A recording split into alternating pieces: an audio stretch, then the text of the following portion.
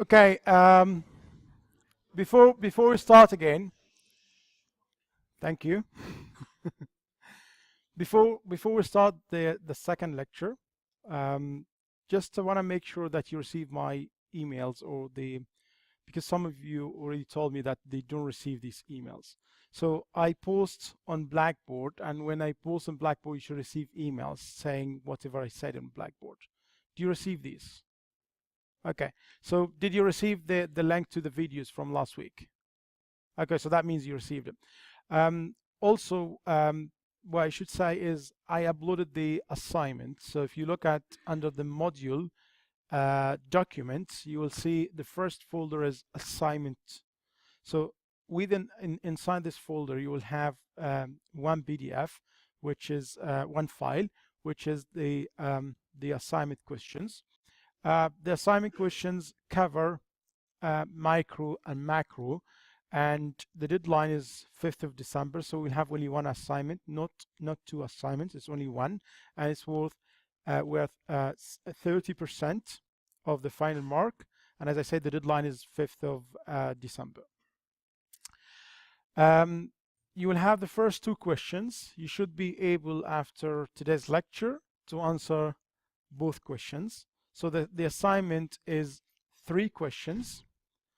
So the assignment is 3 questions. The first 2 questions are from micro, and they are covered in lecture 1 and lecture 2, or week 1 and week 2. Sorry, week 1 and week 2.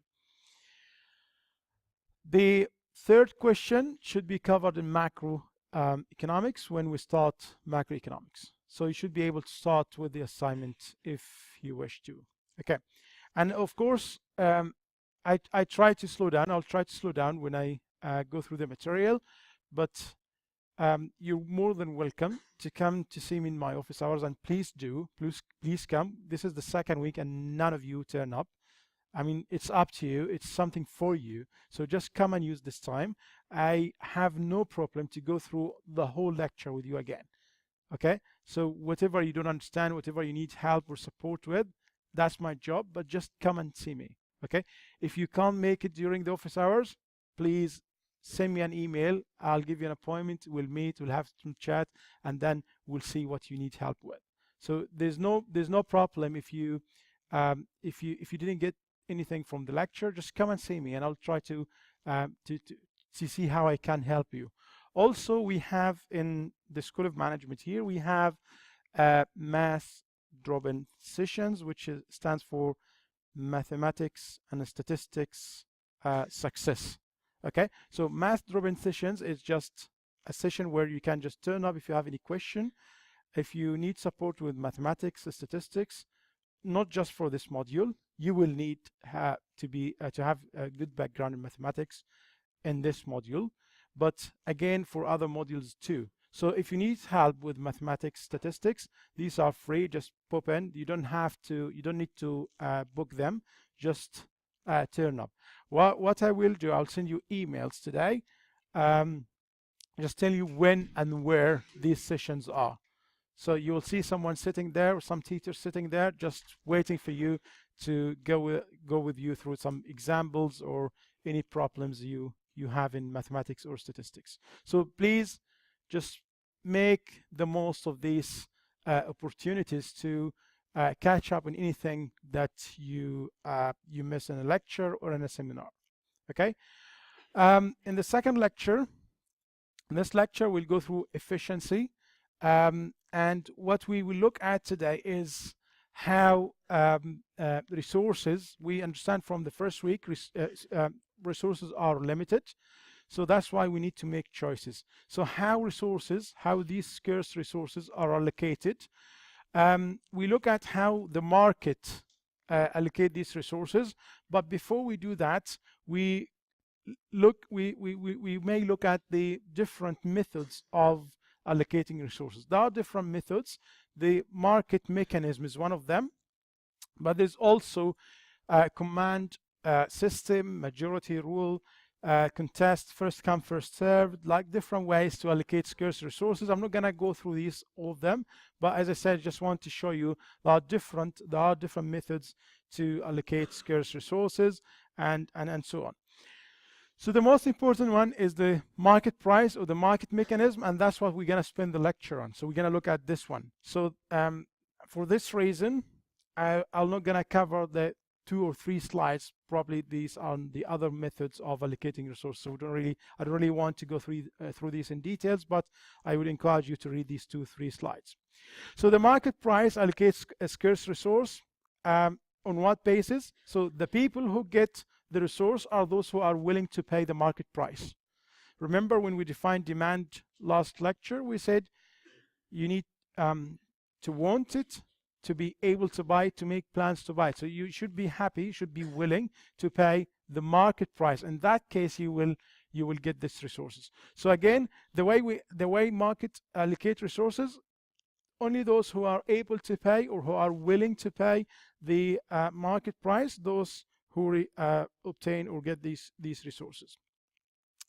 So if you think of most of the scarce resources that you supply get allocated by market price. So if you think of your work, if you go to have a part-time job, or even later when you finish for a full-time job, then you're selling your labor services.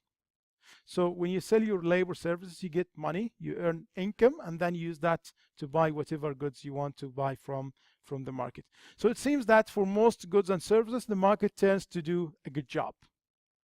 That's why we'll focus today on how markets allocate, how the market allocate scarce resources. So as I said, there are 2-3 slides I'm not going to look at. So they look at different ways, different methods of allocating scarce resources, but I'll just jump to the point that we're going to discuss in this lecture.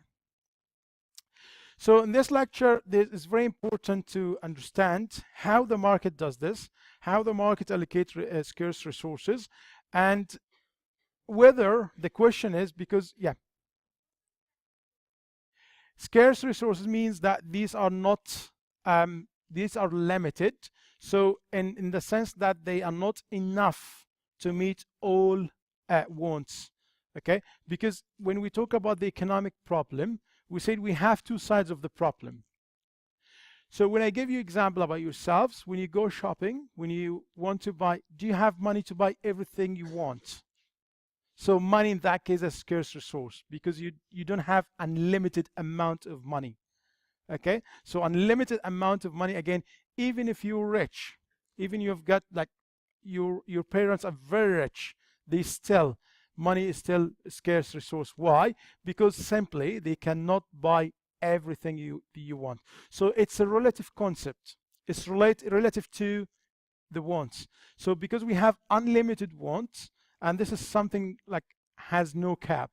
So actually it doesn't matter how much you earn more, how much you're gonna have more money, or it doesn't matter how rich you are, you still want more and more. So that's why the scarcity here is a relative concept. So it's relative to your wants.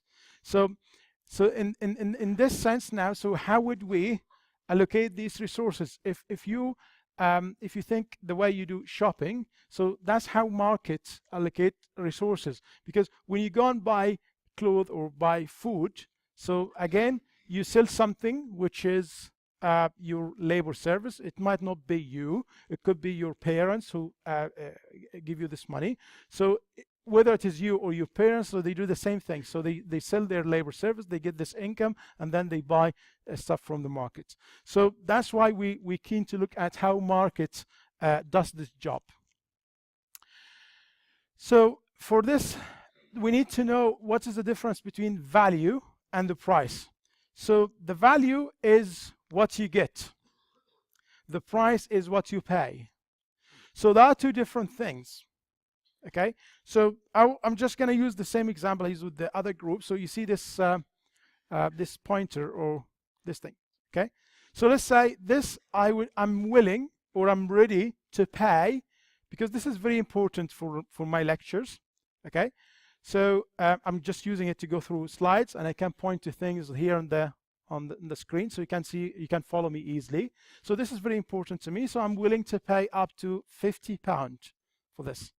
So this is how much I value this product. So when I bought it, let's say I bought it for £20. So £20 I bought it from the market for £20. So £20 is the price of this. But what about the value? So the value of this is £50. That's how much that's the maximum price I'm willing to pay for this. So I'm happy to pay up to £50 to get this one. That's the value. Yes. Yeah, exactly. Yes, that's true. So the value will be different from one person to another. So for you, you might say, well, this is not important. You're not actually willing to pay £20 to get this one. You're not gonna use it. Okay, or even if you want to use it, it's not as important as it is for me. Okay, so that's how much I value it. So the value, just remember, the value is what I get. So what I get from using this. And how will we measure the value in economics, or in today's lecture? We look at the value by the maximum price I'm willing to pay. Okay, so, and this will measure, the marginal benefit. Remember, so in economics, we make decision at the margin, if you remember. So what about one extra unit, one extra hour of study, one extra unit of production, one extra unit of consumption, or like something to buy? So again, so we always think of that extra unit. So in that case, we're looking at the marginal benefit. The marginal benefit here is the value of one more unit of the good. What if I buy one more unit? How much I'm ready or I'm willing to pay for this? So in that sense, as I said, we look at the maximum price. So I'm willing to pay up to £50 to get this. So that is the value. That's how much value I would think of this. Okay, and as you said, it will be different from one person to another. But at the same time, from last lecture, we understand that willingness to pay determines demand. So remember, to have a demand on any product, you need to want it. So that's the willing, and you're able to buy it, and then you make plans to buy it. So that means, in that sense, demand curve is a marginal benefit curve. Okay, so in that sense, the demand curve will be the marginal benefit curve. So you said now you would give this pointer different value. Might be £10 or £15. Okay, so I give it £50. So how would we know this in the market? So we need to look at the market demand curve. So my demand on this is individual demand. That's my demand curve. You've got your own demand curve in different products. So if you're looking at the same example or the same product, so you get different demand curve.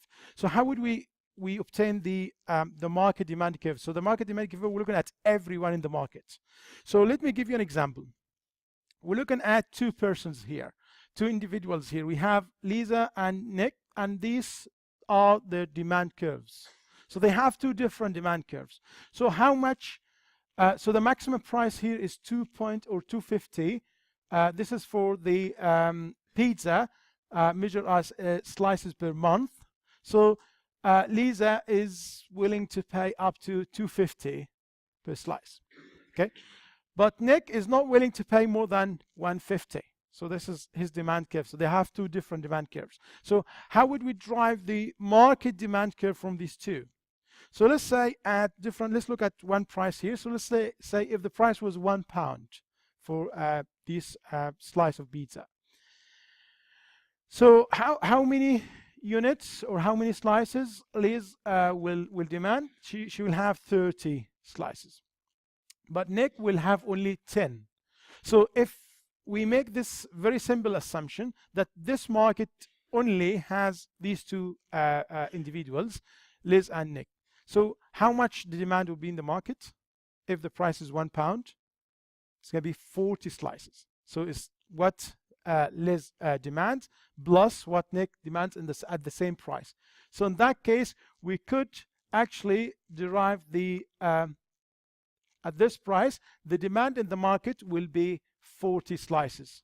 So what is 40 here is the sum of the individual demands. So you sum what Liz wants or demand at this price and what Nick would buy at this price.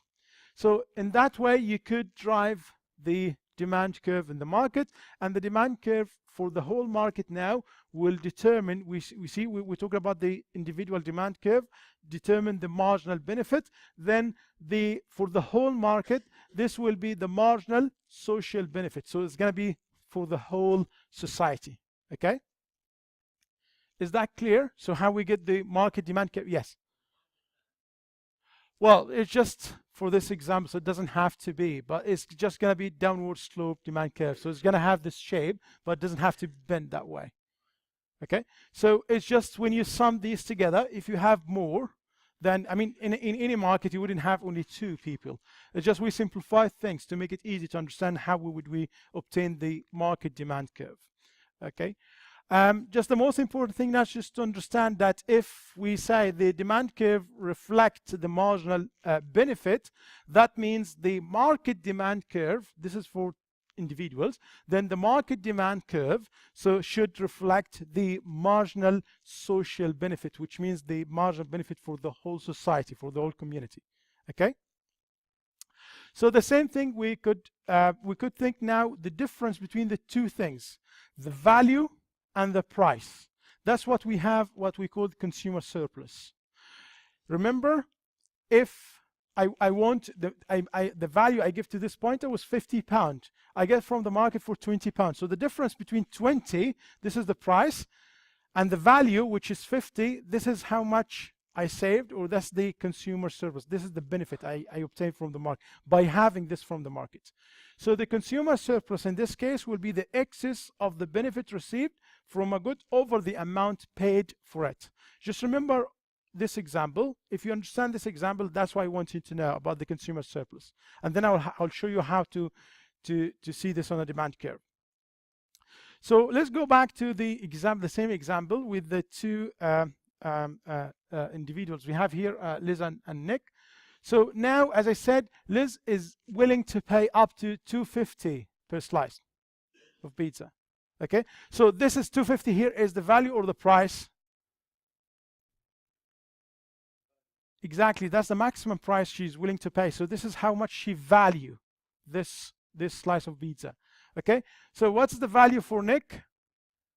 It's $1.50. It's $1.50. The value is the maximum price he's willing to pay for the slice of pizza.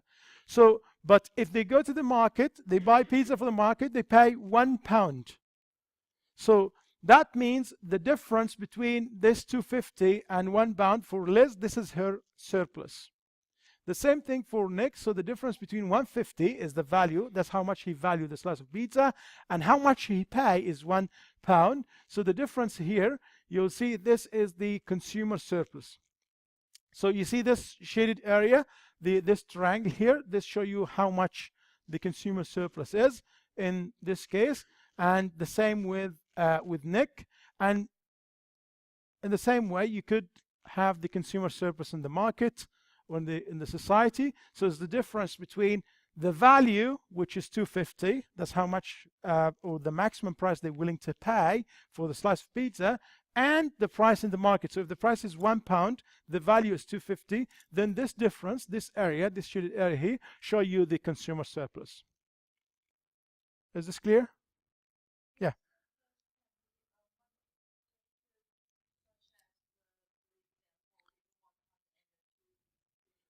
If you calculate the area, yes, you can calculate in terms of money.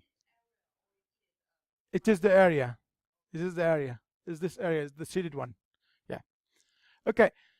So that is how we understand the consumer surplus. So let's look at the other side. So we look at consumers. From consumers' perspective, we're looking at now the suppliers. So when we look at the supply, so again, for the supply curve, we can think of the supply curve as this is the minimum price, because otherwise, because businesses, they actually, after making profits, so if the price is not, if the price does not cover the cost, they're not gonna supply this product. So if the price you get as a supplier, okay, as a producer of any product, if the market doesn't offer you a price that cover at least your costs, you're not gonna produce this. You're not going to supply it. So that's what would you expect. That's what you would expect from the market, because basically you're looking for profits, making profits. So in that case, we can look at the supply curve as the marginal cost as well. So now the demand curve reflect the marginal benefit, supply curve reflect the marginal cost. So again, we can derive the supply, the market supply from individual supply curves. So let me just go back to the same example of the pizza. So we have two suppliers here. We have Maria and Max. So these are two pizza sellers. So we have, this is the supply curve for Maria, and this is the supply curve for Max. So for Maria, the minimum price for slice of pizza is 5. So if the market offer her anything below 5, less than £5 per slice, so she's not gonna offer anything. She's not gonna supply any pizza. So for Max is $10. Okay, so remember these two curves, these individual curves reflect the marginal cost. So for the market, we can drive the supply, the market supply in the same way. So if the price was 15, for example, per pizza, these are not slices, sorry, this is pizza. So if the pizza was sold for $15, that means they will have the quantity supplied from Maria will be 100 pizzas per month. For Max, it will be 50 per month. So 50 pizzas per month. So how many pizzas the supply will be in the market, the quantity supply for the market? Then the sum of these two. Because if this is the market, Maria and Max, then it's going to be 100 plus 50. This is going to be 150 if the price was $15. So we got this point. So you can do the same thing for all other points, and then you can drive the supply curve. So the supply curve, or the market supply now, the market supply curve reflects the marginal social costs. So this is the marginal cost for the whole society, for the whole economy. Okay. So now we could look at the producer surplus in the same way. So the producer surplus, let me show you this on the graph. So is the difference between the market price and the minimum price, which is the marginal cost. This is, as I said, Liz is not going to sell anything of this pizza, any pizzas, if the price was below £5. Okay, so that means the difference between this, but now because she's able to sell this in the market, she actually benefiting from dealing in the market, because she would be able to sell this for $15. So the difference between these two is the producer surplus. So now we understand the consumer surplus is the difference between the maximum price and the market price. And the maximum price is the value of the product, and that's what they pay is the market price.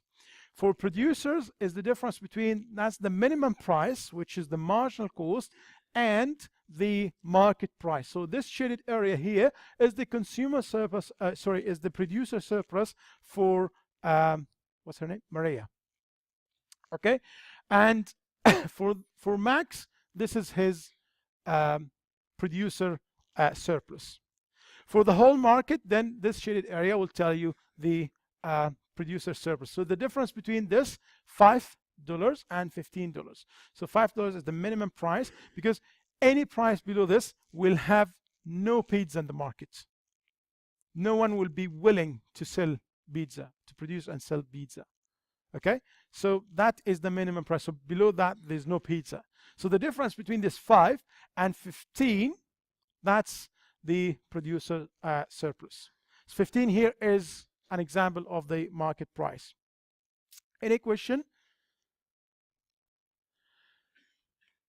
Why are we saying this? Because we want to see whether when market allocate resources, does it do this in an efficient way or not? Does it do this efficiently or not? So we need to define how would we know whether the market allocate resources in an efficient way or not. So how is equilibrium, or how the market price is set, is the interaction between supply and demand. That's what we covered last lecture. So the interaction between supply curve and demand curve, that tell you how the price is determined in the market. So, but also, so in this case, we'll have 15, the price is 15, and the quantity, the equilibrium quantity is 10. So what does this mean? So at this point, at this price is $15 for pizza, that means we will have 10 pizzas per day, okay? And this is where the quantity supplied equal the quantity demanded.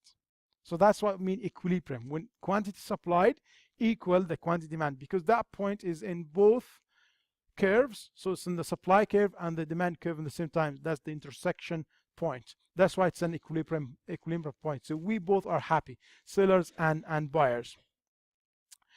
So in the same time, we understand that this supply curve is the marginal social cost, and the demand curve is the marginal social benefit. Then if this is the case, so at this point, the market, or the way the market allocates resources, is efficient. Why? Because at the same point here, the marginal social cost equal the marginal social benefit. But before that point, so let's just for a second think of, what if we produce less than 10 pizzas? So in that case, you'll see the marginal benefit, the marginal social benefit, exceeds the marginal social cost.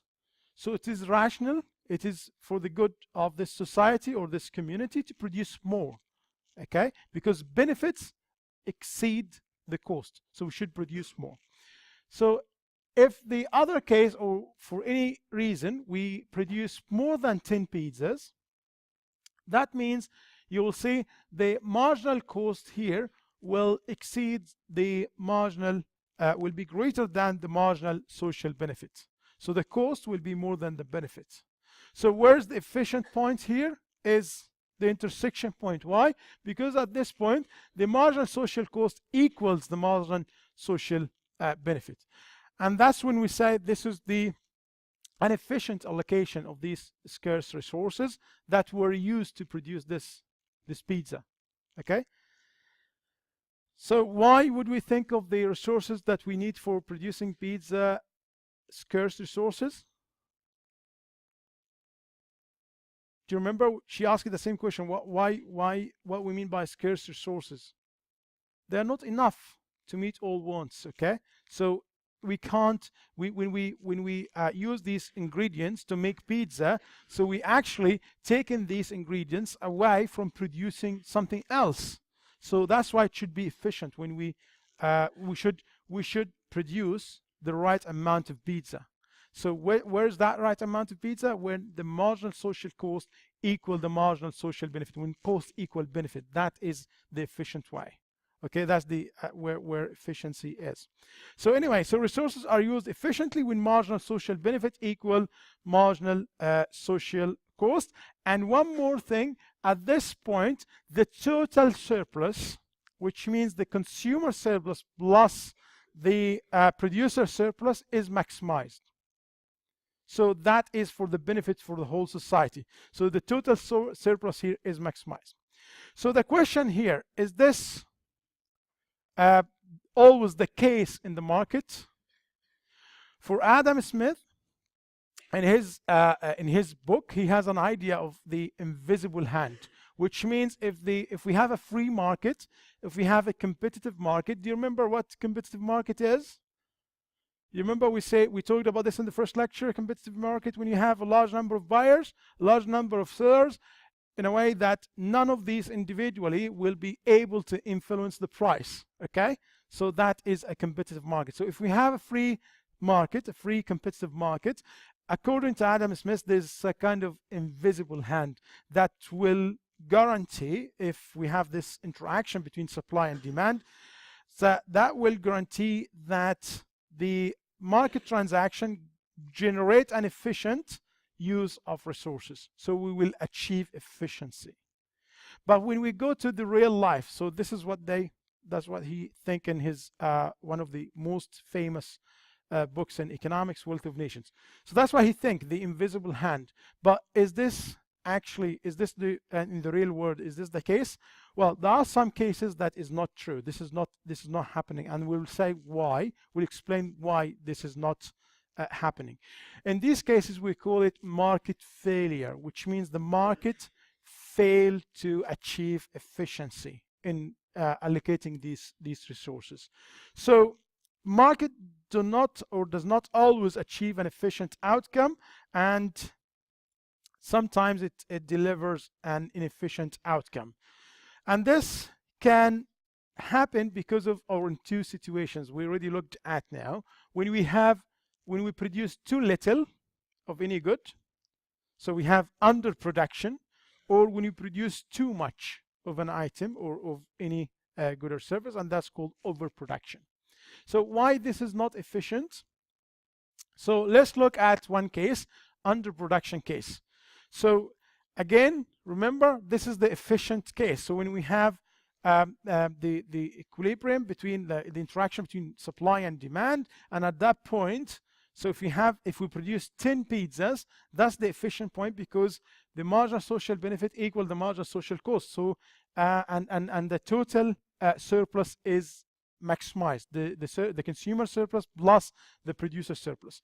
But if for any reason, if we produce 5 units only, okay, so that means, remember, the marginal benefit is greater than the marginal cost. So that's too little. We should have produced more. We should have produced 10, not 5. But if for any reason we produce 5, what happened here? That's what happened to the total surplus. There is a shaded area here with red or whatever this color is. So this is a deadweight loss, which means none of the sellers, or sorry, consumers or producers will have the surplus. So this is something for the whole society we will lose, okay, because we produce too little. So now the surplus, or the total surplus, is not maximized, as is the case with free market when we produce 10 pizzas. So this is a kind of a social loss to the whole society. So if we look at the other case of overproduction, so what if we produce too much of something? So if we produce too much, let's say if we produce 15 rather than 10, remember 10 is the efficient, this is exactly what we should produce, because at that point marginal social cost equal marginal social benefit. But now if we produce more, again we have a deadweight loss. So it's kind of the surplus, which is the consumer plus the producer surplus, is not maximized, and the whole society, there's some area here, which is the shaded area here, this is how much the society would lose because of that, because we produce too much, because we have over production. So the question here, why this happened? So sources of market failure. Do you understand so far the idea of efficiency? And I promised to slow down, so I should ask you. So are you okay so far? You want me to go back to look at any of the points we cover? So let me just, before I go to the sources of market failure, I see you smiling, so which means yes, just try. Okay, so let me just very quickly sum up what we said so far before we go to the last, because this is going to be the last point we'll cover in this lecture. So I'll finish after this. So what we looked at today, first we looked at different methods of allocating scarce resources, and as I said, we just look at the market, how the market allocates resources in this lecture, and I advise you to look at the 3-4 slides that I skipped for other methods of allocating resources. So when we looked at how the market function, or the way it allocates resources, so we looked at, we differentiate, when we look at the buyer side or the demand side, we make this distinction between value and price. So the value, remember this example, that's how much I value this. So is the maximum price I'm willing to pay to get this pointer, and I was willing to pay up to £50 to get this pointer. Okay, but in the market, I bought it for £20. So £20 here is the price. So the difference between the value, which is the maximum price I'm willing to pay, and the market price is my surplus, is the consumer surplus. Okay, so if you're able to calculate this for one individual, so then you should be able to calculate this for the whole society. And as we said, the marginal, the demand curve, the market demand curve, that should reflect the marginal benefit. Okay, so that's one side. So now we know if we have 2, 3, 4 individuals, it doesn't matter how many people we have. In our example, we get 2. So if you sum up all their demand at each price, then you will be able to drive the market demand curve. The same thing with supply side. So you need to think of why they produce goods and services, because they are looking for making profits. So if the market doesn't offer them a price that cover at least the cost, they're not going to produce anything. Okay, so we make this distinction again between the minimum price, which is the marginal cost of producing this product, and the market price. So the difference between these two will give you the producer surplus. So now it comes to the point when we look at the equilibrium in the market, which is the intersection point between both curves, supply curve and demand curve. So we know that the supply curve reflects the marginal social cost. The demand curve reflects the marginal social benefit. So cost and benefit. So when they intersect together, at what point, this is where efficiency happens, because exactly we produce exactly the amount that we should be producing. Before that or after that, there's too little or too much of this product. And at that point, the equilibrium point, the efficiency happens because, or the resource allocation is efficient because the marginal social benefit equal the marginal social costs. Before that, so the benefit is more than the cost, and we should produce more. This is too little. After this, or more than 10, in our example, more than 10 pizzas were too much pizzas. Okay, so that's the idea. So according to this, or based on this explanation, this means market is able to deliver an efficient outcome by achieving this, by having this. If we have a free market, if we have a free competitive market, which means we have too many, a large number of buyers, a large number of sellers, none of these individually is able to influence the price, so they have to collectively, so this interaction between both, all buyers and all suppliers will determine that price. So at that price, this is the efficient point. So we have the marginal cost, so the marginal social cost equal the marginal social benefit, and the total surplus, which is the sum of the producer surplus and consumer surplus, is maximized. So this is the benefit of the whole society. Okay, so is this true always? That's the question. That's what we ask. So the question is this is not true all the time, because there are some situations where markets fail to deliver an efficient outcome. It failed to produce 10 pizzas. It either produced less than 10, which means this is underproduction, and in that case we'll have a deadweight loss, which again, to understand this is a social loss. This is a loss to the whole society, because there's some part of the surplus didn't go to either the consumers or the producers. The same thing with the case of overproduction. So if you produce more than 10 pizzas, that is, again, this is not efficient because we're producing too much pizzas. Okay, and again, there will be a deadweight loss, which means a social loss again. So now this is everything we said in the lecture. Okay, so now it comes to the point we ask ourselves why this happened. Why markets fail, why markets sometimes fail to deliver an efficient outcome. There are different reasons, and that's why I'm going to conclude, like I'm going to finish the lecture with. So, but before I go and discuss these reasons, do you have any questions?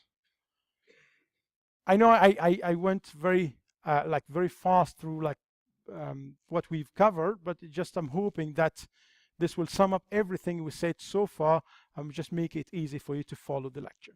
So now the last point in this lecture is to ask ourselves why this happened. Remember, the whole lecture is about efficiency. Okay, and we looked at one way of allocating resources, which is the market price, or how market mechanism does this. So let's get back to this point, why markets sometimes fail to deliver an efficient outcome. Why we in some cases, we don't produce 10 pizzas. We'll produce either less than 10 or more than 10. So we produce too little or too much. So these are the reasons. Price and quantity regulations, taxes and subsidies, externalities. I'll explain each one of those. So public goods and common resources, monopoly, high transactions costs. So first of all, price and quantity regulations. So if for any reason we have regulations to limit the price or to set the price below or above the market price, that's when we're going to have overproduction or underproduction. So this applies to price or quantity. So in some cases, you could have quantity regulation that limit the amount that a firm or a farm is permitted to produce. Okay, so again, so if we have such regulations that put some restrictions either on the price or the quantity, then market will fail. The market will fail to deliver an efficient outcome. So we're not going to be able to produce 10 pizzas if we have, for any reason, some regulation that limit us from producing 10. So this is the quantity regulations, or put some restrictions on the price. So the regulation could be on either on price or quantity. So again, if we have taxes and subsidies, taxes is taxes increase the price paid by buyers and lower the prices received by sellers. So taxes expected to decrease the quantity produced, and this will lead to underproduction. With subsidies, this will lead to an overproduction. So if we have taxes, we have underproduction. If we have subsidies, we have overproduction. So externalities. What is externalities? An externality is a cost or benefit. So it could be positive or negative, good or bad. So it could be cost or benefit that affects someone other than the seller or the buyer of a good. One example of externalities, let's think of if we have a plant, or if we think of pollution that is coming from like chimney or from any plant. So if they throw their waste in a river, so all these pollutions, all these sources of pollution affect the public health. So what will we do? I mean, we go to doctors, we try to find or to seek medical treatment. So the question here, does this plant consider this cost when they produce? No. Do they pay for your bill when you go to a doctor if you're not well because of this pollution? So that's an externality. This is something affected you. You're not the seller, you're not the buyer, so you didn't produce this good, you didn't buy it, but you're still affected by this good. So this is one of the, this is a negative externality, okay? You could think of a positive externality. It could be if you have a neighbor, they have a very beautiful garden, okay? So did you pay anything to have this garden, or did you pay anything to get this house? Nothing, you're just neighbor. You've got like a sunny day, a nice day, and you're just having a cup of tea and you're looking at this garden. So you're actually benefiting from having this garden next to you, but again, you're not paying for it. So what about, I mean, you could think of different examples. I'm just trying to think of different examples that would explain externalities.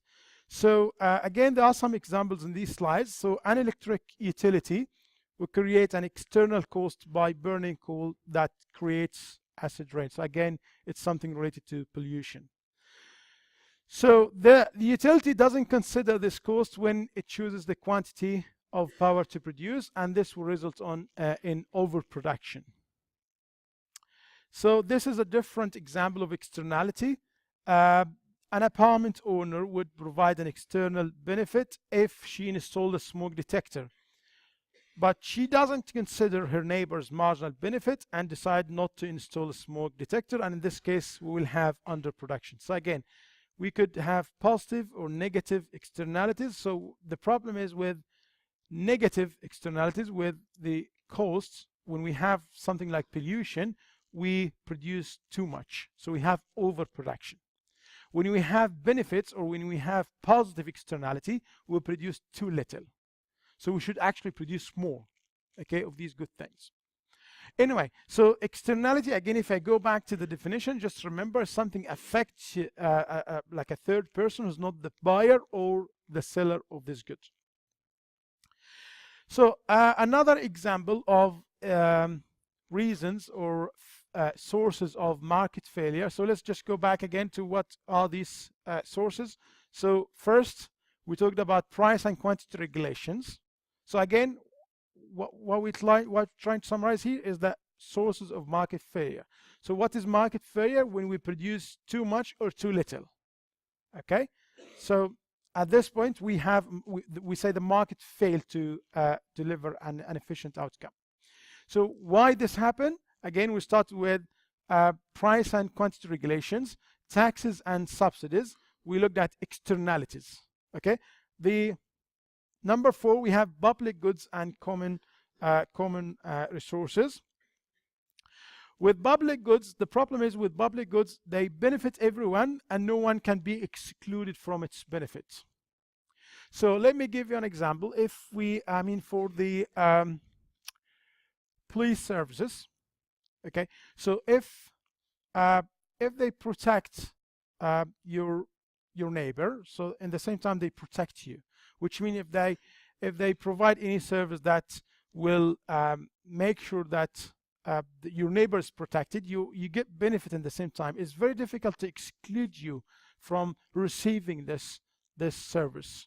So if they, for example, again, if they are if they are rich, or if they are not, if, let's say, think of defense, for example, just trying to come up with different example. So can you provide this service for only those who pay?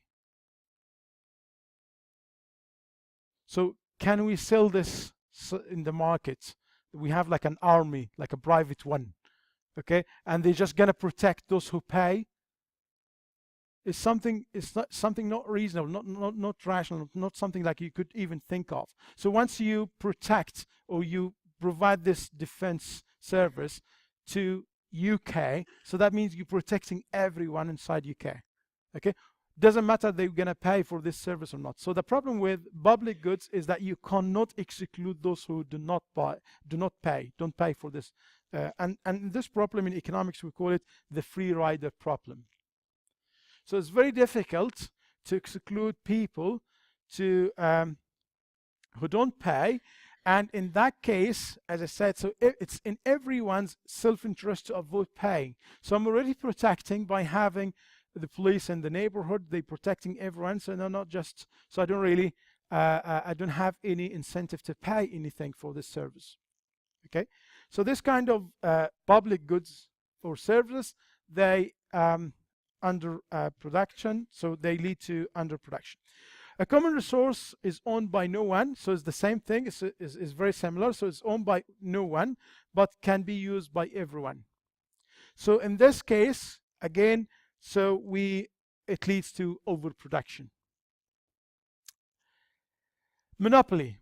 So do you know what monopoly is? A monopolist is a single seller. So if you have only one firm or one seller of any product, so it's in their favor to restrict the production. So this will increase the price. This will make them more profit. Okay. So again, so if I'm the only, just imagine if I'm the only seller of pizza in Swansea. So I control how many pizzas they are supplied in the market in Swansea. So what does this mean? Am I going to produce 10 units, 10 pizzas, or 10,000 pizza? I may produce 8, may produce 5, and this will increase the price of pizza. So in the case of monopoly, again, is very simple. So it's another reason, it's another source of market failure. So again, remember when we said about that equilibrium point achieve efficiency, or this is an efficient way of allocating resources, because at that point the marginal social benefit equal the marginal social cost. But with monopoly, this is a free market. But if we have monopoly, that means this is not a free market, because we have one seller, which means he will control, or she will control the price. They have some influence in the price.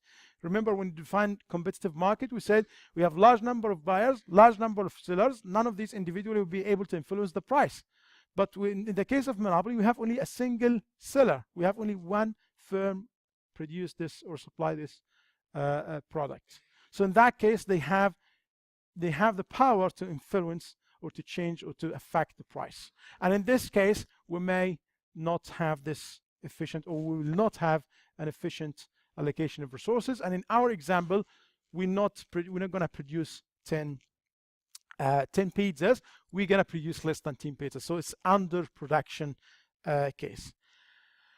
Okay, so again, so it's very so answer production is the same thing with high transaction costs. Again, this will lead to under production.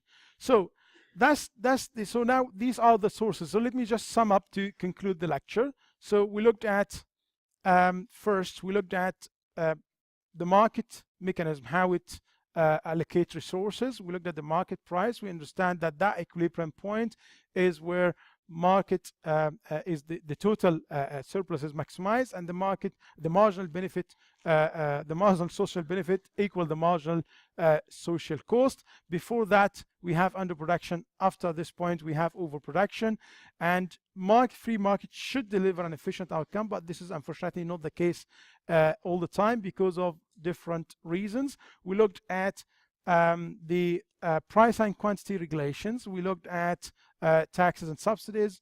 We looked at externalities, public goods, and high transaction costs. So this summarizes everything we talked about today. Do you have any questions? Okay, so I'll try to upload this on YouTube on tomorrow, either tomorrow or in the weekend. So please, if you have any question, if you need help with anything, as I said, I don't have any problem to go through the whole lecture again with you in my office. Just come and see me. Thank you. See you next week.